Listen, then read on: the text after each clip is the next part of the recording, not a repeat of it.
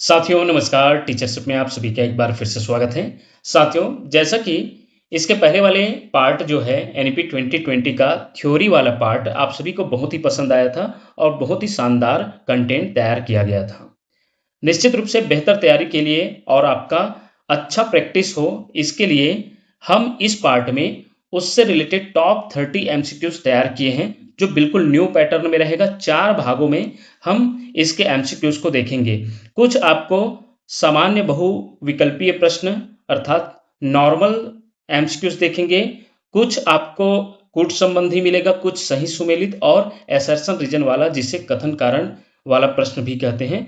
इन 4 part में 30 question का हम प्रैक्टिस करने वाले हैं। चलिए बिना देर के स्टार्ट करते हैं। सबसे पहले हम सरल क्वेश्चन से शुरू करते हैं। ये बहुत सरल है लेकिन बहुत ज़्यादा पूछा जाता है। राष्ट्रीय शिक्षा नीति 2020 एनईपी 2020 की मसौदा समिति ड्राफ्टिंग कमेटी के अध्यक्ष निम्नलिखित में से कौन थे? बताइए। ये हो जाएगा आपका डॉक्टर के कस्तूरीरंगन। ऑप्शन बी इसका राइट आंसर हो जाएगा। आपने इसके पहले वाले वीडियो देखे होंगे तो निश्चित रूप से 30 क्वेश्चन का 30 क्वेश्चन आपका देखते ही बन जाएगा। लेकिन यदि आप नहीं देखे होंगे तो जरूर पहला पार्ट, इसका थ्योरी वाला पार्ट देख के आइएगा। कंटेंट बहुत ही शानदार तैयार हुआ है। चलिए नेक्स्ट प्रश्न देखते हैं। नई राष्ट्रीय शिक्षा नीति 2020 को केंद्रीय मंत्रिमंडल द्वारा आधिकारिक मंजूरी किस तिथि को प्रदान की गई थी? या पूछा जाएगा कि राष्ट्रीय शिक्षा नीति कब लागू हुई, राष्ट्रीय शिक्षा नीति 2020 कब लागू हुई, तो भी यही उत्तर देंगे। आपका 29 जुलाई 2020 को केंद्रीय मंत्रिमंडल द्वारा आधिकारिक मंजूरी दिए थे और इसी तिथि को माना जाता है एनईपी 2020 का लागू हुआ तिथि, याद रखिएगा। नेक्स्ट देखेंगे, एनईपी 2020 द्वारा अनुशंसित नई स्कूली शिक्षा संरचना 5+3+3+4 में प्रीपरेटरी स्टेज प्रारंभिक स्तर का आयु वर्ग क्या है? 3 से 8 वर्ष, 8 से 11 वर्ष, 11 से 14 वर्ष, 14 से 18 वर्ष। तो यहाँ आपको क्या दिखाई दे रहा है? प्रीपरेटरी की बात हो रही है। तो प्रीपरेटरी में कौन आ जाते हैं? आपके 8 से 11 वर्ष, जो दूसरा चरण है। आपके पहला चरण में जो है फाउंडेशनल स्टेज आते हैं, जो आपका ए को दर्शाता है और जिसमें 5 क्लास आते हैं। आपने जरूर इसका डिटेल वीडियो इसके पहले देखें तो ज़्यादा चर्चा नहीं करेंगे इस पर। ऑप्शन बी इसका राइट आंसर हो जाएगा। नेक्स्ट देखेंगे, एनईपी 2020 के अनुसार किस कक्षा से विद्यार्थियों को कोडिंग एवं व्यावसायिक शिक्षा सिखाने का प्रस्ताव रखा गया है? किस कक्षा से? तो आपका ऑप्शन सी उत्तर हो जाएगा कक्षा 6 से। राष्ट्रीय मूल्यांकन केंद्र परख में अक्षर एज का क्या तात्पर्य है? परख का फुल फॉर्म इसके पहले वाले वीडियो में हमने देखे थे शानदार तरीके से। तो एज का इसमें क्या हो जाएगा? जो लास्ट एज है। तो इसका उत्तर क्या हो जाएगा साथियों? ऑप्शन बी होलिस्टिक डेवलपमेंट, याद रखिएगा। होलिस्टिक डेवलपमेंट लास्ट एज का इसका फुल फॉर्म है। और इसका यदि पूरा फुल फॉर्म देखेंगे तो अगर नहीं देखे होंगे तो भी यहाँ पर हम बताना चाहेंगे।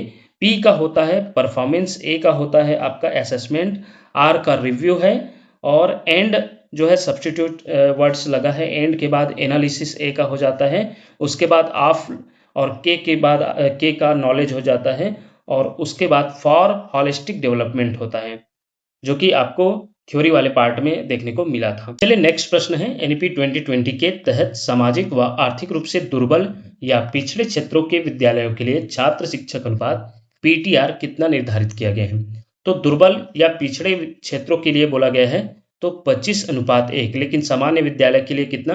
30:1। ये प्राथमिक विद्यालय की बात हो रही है, याद रखिएगा। तो यह जो है आपके एनईपी 2020 में ही बताया गया है। वैसे आरटी एक्ट में तो पहले से था यह, लेकिन उसमें आरटी एक्ट में 30:1 कंपलसरी बताया गया था, जिसे जो है अलग अलग क्षेत्र में बांटकर इसे 25:1 और 30:1 किया गया है आपके एनईपी 2020 में भी। और 35:1 तो आपके मिडिल स्कूल के लिए है, जो आरटी एक्ट में पहले से उसमें प्रावधान है। नेक्स्ट प्रश्न देखेंगे, एनईपी 2020 के अनुसार प्राथमिक कक्षाओं में खेल आधारित शिक्षण सामग्री के रूप में एनसीईआरटी द्वारा विकसित पिटारे का नाम क्या है? ज्ञान पिटारा, बाल पिटारा, जादुई पिटारा, आनंद पिटारा। इसका उत्तर क्या हो जाएगा? ऑप्शन सी जादुई पिटारा। नेक्स्ट है, प्रत्येक सेवारत शिक्षक को प्रतिवर्ष न्यूनतम कितने घंटे का सतत व्यावसायिक विकास सीपीडी प्रशिक्षण प्राप्त करना अनिवार्य है? तो हमने इसके पहले थ्योरी वाले पार्ट में बहुत शानदार तरीके से समझे थे। 50 घंटे। ऑप्शन सी इसका राइट आंसर हो जाएगा। नेक्स्ट देखते हैं, नई शिक्षा नीति 2020 के अनुसार वर्ष 2030 तक किस स्तर तक 100% सकल नामांकन अनुपात GER प्राप्त करने का लक्ष्य रखा गया है? केवल प्राथमिक स्तर तक, प्री स्कूल से माध्यमिक स्तर तक, केवल उच्च शिक्षा पर, केवल उच्च माध्यमिक स्तर पर। तो हम इस वीडियो में NEP 2020 में स्कूल शिक्षा की ही बात किए हैं, तो इसमें उत्तर हो जाएगा आपका ऑप्शन बी, प्री स्कूल से माध्यमिक स्तर तक। याद रखिएगा, ऑप्शन बी इसका राइट आंसर हो जाएगा।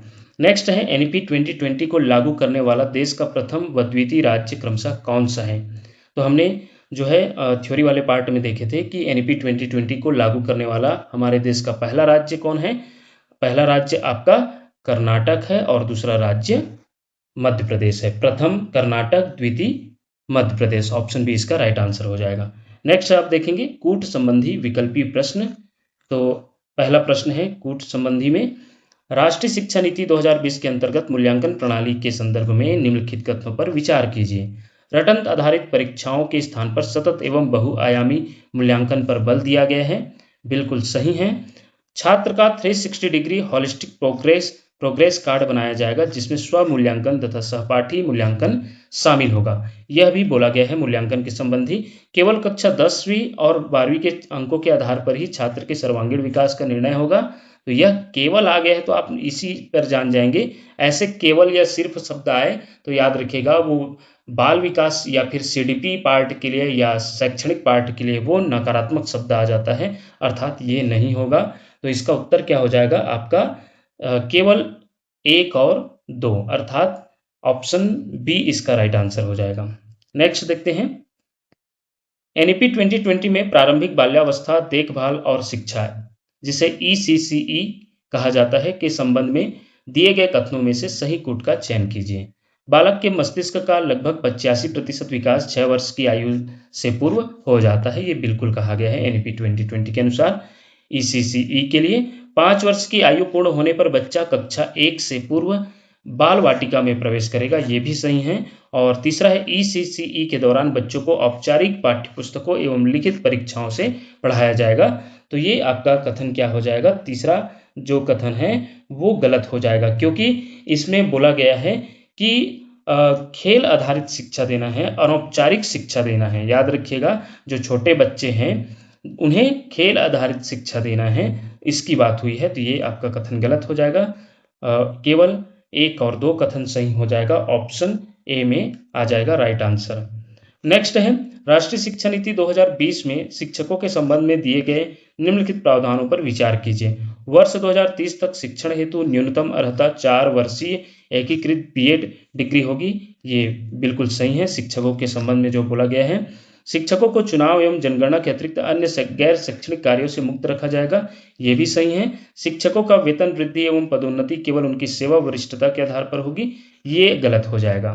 तो आप देख सकते हैं शिक्षकों का जो वेतन वृद्धि है वो केवल सीनियरिटी पर नहीं, उनका जो है परफॉर्मेंस को देखा जाएगा। ये अब आने वाला दिन में जो उनका इंक्रीमेंट लगेगा, जो वेतन वृद्धि लगेगा, वो उनके परफॉर्मेंस के आधार पर होगा। तो ये कथन गलत हो जाएगा। तो उसके आधार पर कौन सा उत्तर सही हो जाएगा? केवल 1 और 2। तो उत्तर कौन सा दिखाई दे रहा है? ऑप्शन बी में। नेक्स्ट प्रश्न है, NEP 2020 के अंतर्गत समावेशी शिक्षा इंक्लूसिव एजुकेशन हेतु कौन कौन से प्रावधान किए गए हैं?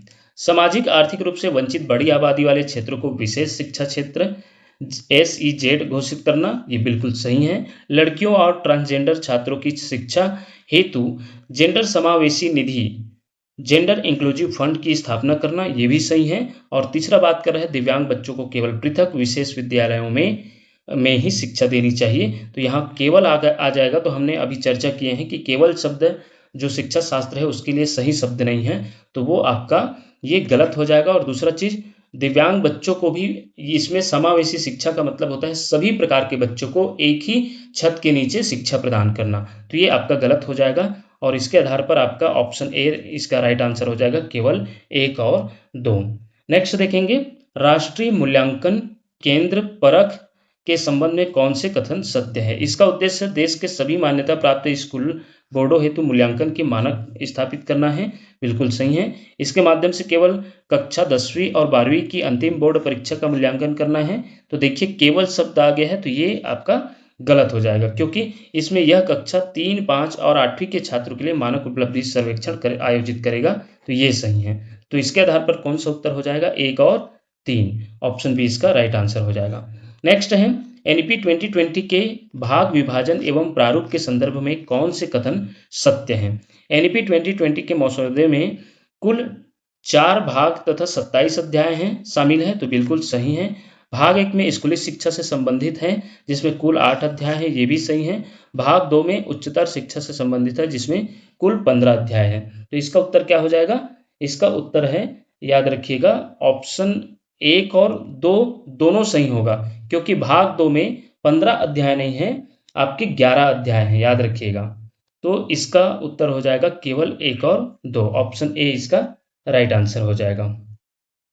नेक्स्ट देखते हैं, बुनियादी साक्षरता और संख्या ज्ञान एफएलएन के लक्ष्यों के संदर्भ में कथनों की जांच कीजिए। इसका लक्ष्य वर्ष 2025 तक कक्षा 3 तक के प्रत्येक बच्चे को बुनियादी पढ़ना लिखना व गणित सिखाना है, बिल्कुल सही है। एफएलएन का पूरा नाम फाउंडेशनल लिटरेसी एंड न्यूमेरेसी है, ये भी सही है। यह केवल कक्षा 6 से 8 के माध्यमिक छात्रों हेतु लागू किया गया है, तो ये बिल्कुल गलत है, क्योंकि आप सभी जानते हैं एफएलएन का जो लक्ष्य रखा गया है वो 3 से 8 वर्ष तक के बच्चों को बुनियादी कौशल प्राप्त करना इसका लक्ष्य रखा गया है, जिसमें जो है आपके जो प्री स्कूल आ जाते हैं वो आ जाते हैं प्री स्कूल से कक्षा 2 तक। तो आपका ये हो जाएगा उत्तर केवल 1 और 2, ऑप्शन ए। नेक्स्ट है एनईपी 2020 की ऐतिहासिक पृष्ठभूमि के संबंध में सही कथनों का कूट चुनिए। भारत की प्रथम राष्ट्रीय शिक्षा नीति 1968 में कोठारी आयोग के आधार पर आई थी, बिल्कुल सही। द्वितीय राष्ट्रीय शिक्षा नीति 1986 में आई, जिसमें वर्ष 1992 में संशोधन भी किया गया, ये भी सही है। एनईपी 2020 स्वतंत्र भारत की द्वितीय राष्ट्रीय शिक्षा नीति है, तो ये गलत है, ये तृतीय है, जो पूरे 34 वर्षों के बाद आई शिक्षा नीति है। तो इसका उत्तर आपका इसका भी ऑप्शन बी 1 और 2 हो जाएगा सही, बाकी तीसरा गलत है। चलिए तो सही सुमेलित वाले प्रश्नों को देखते हैं। आप सूची 1 में स्तर की बात करेंगे और सूची 2 में आयु वर्ग। जैसे कि फाउंडेशनल स्टेज, आप जानते हैं फाउंडेशनल स्टेज हमने 3 से 8 वर्ष के बच्चों के लिए देखे थे, अर्थात इसके बगल में आ जाएगा चौथा। फिर प्रीपरेटरी स्टेज आपके 8 से 11 वर्ष की बात हुई थी, तो ये आ जाएगा आपका तीसरा। मिडिल स्टेज में बात करें तो ये हो जाएगा आपका 11 से 14 वर्ष, तो आ जाएगा आपका दूसरा। और लास्ट में सेकेंडरी स्टेज की बात करें तो 14 से 18, जो कि 1 आ जाएगा। तो इसके आधार पर आपका क्या हो जाएगा उत्तर? 4, 3, 2, 1। यहाँ 4, 3, 2, 1 कहाँ दिखाई दे रहे हैं? 4, 3, 2, 1 आपके ऑप्शन सी में दिखाई दे रहा है, ये देख सकते हैं 4, 3, 2, 1, ऑप्शन सी इसका राइट आंसर हो जाएगा। नेक्स्ट देखते हैं, एक तरफ संक्षिप्त नाम है और दूसरा पूरा नाम। तो ये तो बहुत आसान है, क्योंकि आप लेटर के अनुसार जरूर इसको आसानी से पा जाएंगे। फिर भी आपका ये प्रैक्टिस हो जाए कि बार बार जब आपके सामने में ऐसे फुल फॉर्म संक्षिप्त नेम आएगा तो आपका फुल फॉर्म ज़्यादा याद रहेगा। जैसे कि ECCE का early childhood care and education, FLN का आपका foundational literacy and numeracy, CPD का कंटिन्यूअस प्रोफेशनल डेवलपमेंट और NPST का national professional standards for teachers. तो इसके आधार पर कौन सा उत्तर हो जाएगा? आपका ऑप्शन बी में देख सकते हैं, A का 3 और उसके बाद B का 4, C का 1 और D का 2, ऑप्शन बी इसका राइट आंसर हो जाएगा। नेक्स्ट देखते हैं, सूची 1 में हम देखेंगे नीतिगत पहल या अवधारणा, दूसरा देखेंगे उद्देश्य या कार्य। परख का क्या है? परख क्या है? राष्ट्रीय मूल्यांकन व छात्र आकलन केंद्र है, तो इसका हो जाएगा दूसरा नंबर। दीक्षा ऐप क्या है? डिजिटल पाठ्य पुस्तक एवं ई कंटेंट प्लेटफॉर्म, तो ये 1 आ जाएगा। सेज क्या है? वंचित क्षेत्रों हेतु विशेष शिक्षा क्षेत्र, तो ये हो जाएगा 4। और जेंडर इंक्लूसिव फंड क्या है? बालिकाओं ट्रांसजेंडर शिक्षा हेतु समर्पित फंड, तो ये हो जाएगा 3। इसके आधार पर आपको कौन सा उत्तर दिखाई दे रहा है? तो उत्तर हो जाएगा आपका इसमें 2, 1, 4, 3, 2, 1, 4, 3, ऑप्शन डी में दिखाई दे रहे हैं। नेक्स्ट देखते हैं, सूची 1 में है एनईपी 2020 का भाग, सूची 2 में है अध्यायों की संख्या। भाग 1 में स्कूली शिक्षा में कितने अध्याय है? टोटल 8 अध्याय है, तो ये हो जाएगा तीसरा। तीसरे में देखिए 8 अध्याय है। उच्चतर शिक्षा में कितने अध्याय है? 11 अध्याय है, तो ये आ जाएगा 4। अन्य विचारणी मुद्दे में क्या आ जाएगा? अन्य विचारणी मुद्दे में आपका आ जाएगा 5 अध्याय, अर्थात ये हो जाएगा 1। और उसके बाद भाग 4 में क्रियान्वयन में कितने अध्याय? तो क्रियान्वयन में आपका 3 अध्याय, तो ये हो जाएगा आपका 2। तो इस प्रकार 3 4 1 2 3 4 1 2 किस में दिखाई दे रहे हैं? ऑप्शन ए में दिखाई दे रहे हैं। ऑप्शन ए इसका राइट आंसर हो जाएगा। नेक्स्ट देखते हैं, शिक्षा नीति है एक तरफ उसकी विशेषता या अर्थ। फर्स्ट एनईपी 1968, एनईपी जो है या एनपीई 1968, ये किसके द्वारा किसके सिफारिश से बना था? कोठारी आयोग की सिफारिश से, तो इसका आ जाएगा 2। एनईपी जो 1986 है वो किससे संबंधित है? तो इसका वर्ष 1992 में संशोधन भी हुआ था, संशोधित हुआ था, तो ये 3 आ जाएगा। और एनईपी 2020 जो है इसके किससे संबंधित है? आपके डॉक्टर की कस्तूरी रंगन समिति के द्वारा, तो ये हो जाएगा 1। और जीडीपी का लक्ष्य जो है शिक्षा पर राष्ट्रीय व्यय का लक्ष्य, तो ये आपका 4 ही हो जाएगा। 2 3 1 4 किस में दिखाई दे रहे हैं? 2 3 1 4 आपके ऑप्शन बी में दिखाई दे रहे हैं, 2 3 1 4। नेक्स्ट देखेंगे, एक तरफ है मूल्यांकन घटक, दूसरी तरफ है मूल्यांकनकर्ता। स्वमूल्यांकन, सहपाठी मूल्यांकन, शिक्षक मूल्यांकन, 360 डिग्री कार्ड। तो इसमें ध्यान देंगे, स्वमूल्यांकन जो है क्या होगा? स्वमूल्यांकन मतलब होता है विद्यार्थी स्वयं अपनी प्रगति का आकलन करते हैं, तो इसके बगल में 2 आ जाएगा। सहपाठी मूल्यांकन क्या होगा? सहपाठी मूल्यांकन सहपाठी मित्रों द्वारा किया गया आकलन, 3। शिक्षक मूल्यांकन शिक्षक द्वारा सह शैक्षणिक गतिविधियों का आकलन करना, ये 1 आ जाएगा। और 360 डिग्री कार्ड आपके समग्र एवं बहुआयामी प्रोग्रेस कार्ड, ये आ जाएगा चौथा। तो 2 3 1 4, 2 3 1 4 आपका कौन से प्रश्न में कौन से ऑप्शन में उत्तर दिखाई दे रहा है? 2 3 1 4 ऑप्शन सी में, सी इसका राइट आंसर हो जाएगा। चलिए अब हम देखने वाले हैं कथन कारण वाले प्रश्न, एसर्शन रीजन वाला। तो इसमें कथन देखते हैं। पहला प्रश्न में, एनईपी 2020 में 3 से 6 वर्ष के आयु वर्ग के बच्चों के लिए प्रारंभिक बाल्यावस्था देखभाल और शिक्षा ईसीसीई पर अत्यधिक बल दिया है। कारण है मानव मस्तिष्क का लगभग 85% विकास 6 वर्ष की आयु से पूर्व ही पूर्ण हो जाता है। तो ये दोनों बात आपके बोला गया है इसमें। तो देखा जाए तो इसमें उत्तर क्या हो जाएगा? कथन भी सही है और इसका कारण भी। तो हम क्या बोल सकते हैं? ए और आर दोनों सही हैं और आर ए की सही व्याख्या करता है, तो ऑप्शन बी इसका राइट आंसर हो जाएगा। नेक्स्ट देखेंगे, एनईपी 2020 में कक्षा 5 और अधिमानतः कक्षा 8 तक शिक्षा का माध्यम मातृभाषा या स्थानीय भाषा रखने पर जोर दिया गया है। और कारण है छोटे बच्चे अपनी मातृभाषा में अवधारणाओं को अधिक शीघ्रता से और बेहतर ढंग से समझते हैं। तो इसमें देखा जाए तो दोनों बोला जा रहा है, खास करके यह जो है प्राथमिक विद्यालय के लिए मातृभाषा या जो क्षेत्रीय भाषा है उसमें शिक्षा दी जाए।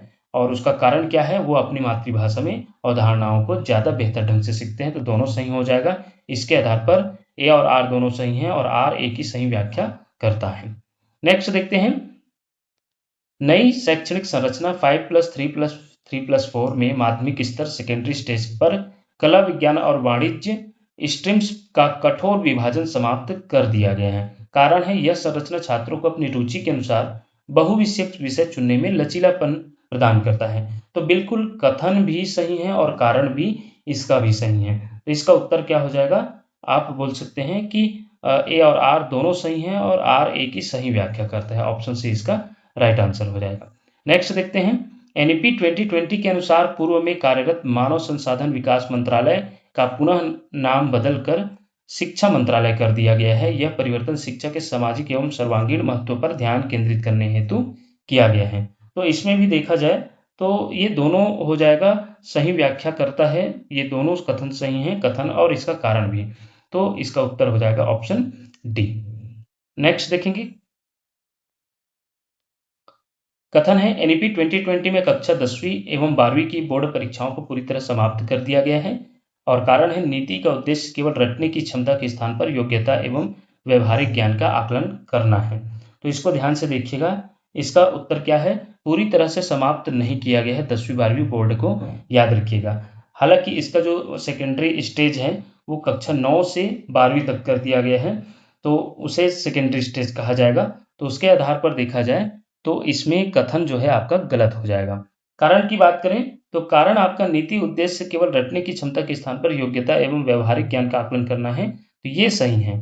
तो आप कह सकते हैं ए गलत है परंतु आर सही है, ऑप्शन सी इसका राइट आंसर हो जाएगा। नेक्स्ट है, एनईपी 2020 में वर्ष 2030 तक स्कूली शिक्षा में 100% जीईआर सकल नामांकन अनुपात तथा शिक्षा पर जीडीपी का 6% व्यय करने का लक्ष्य निर्धारित किया गया है। कारण है भारत की शिक्षा प्रणाली को वैश्विक मानकों के अनुरूप समावेशी, सर्वसुलभ तथा गुणवत्तापूर्ण बनाना इसका मुख्य ध्येय है। तो देखा जाए तो दोनों इसमें सही हैं, तो हम कह सकते हैं ए और आर दोनों सही हैं और आर ए की सही व्याख्या करता है। तो ये रही एक छोटा-सा प्रयास रहा कि आपका जो एनईपी 2020 का जो थ्योरी पार्ट है, उसका हम जो एमसीक्यूज़ तैयार किए हैं, वो आपके न्यू पैटर्न पर हो। ये आपके लिए एकमात्र उदाहरण है साथियों।